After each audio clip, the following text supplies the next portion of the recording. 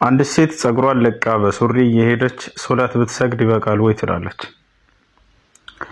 በመጀመሪያ ጸጉሩን ለቆ በሱሪ ወደ ውጭ መውጣት መሄድ አይፈቀድም ለሴት ልጅ። ሙስሊሞች እስከሆናችሁ ድረስ ሙሉ በሙሉ ለእስልምና እጃቸውን ስጡ።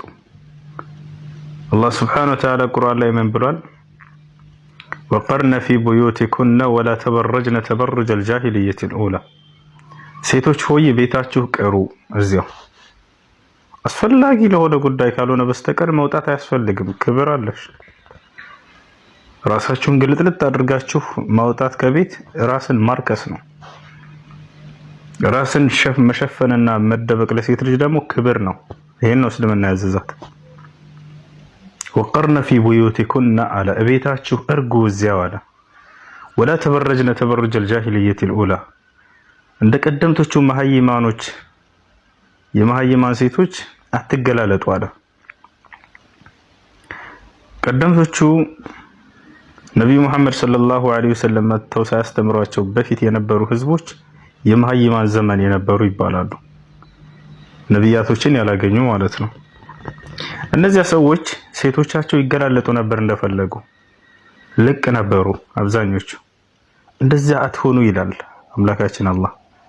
ወቀርነ ፊ ቡዩቲኩነ ወላ ተበረጅነ ተበሩጀል ጃሂልየቲል ኡላ። ስለዚህ ሴት ልጅ መሸፈኗ መደበቋ የክብሯ ምልክት ነው ከአምላኳ ዘንድ።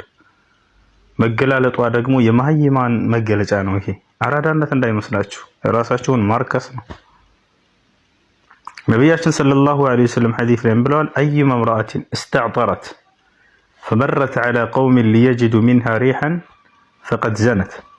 ማንም ሴት አሉ ነቢያችን ሰለላሁ ዐለይሂ ወሰለም ሽቶ ተቀብታ ወደ ውጭ አትወጣም፣ ከዚያም ሰዎች ያን ሽታዋን ያገኙ ዘንድ አስባ ያቺ ሴት ዝሙት የሰራች ቢሆን እንጂ አሉ። ይህ ማለት ዝሙተኛ ነች። ፈሂየ ዛኒያ አሉ፣ እርሷ ዝሙተኛ ነች ብለዋል። ስለዚህ አይፈቀድም።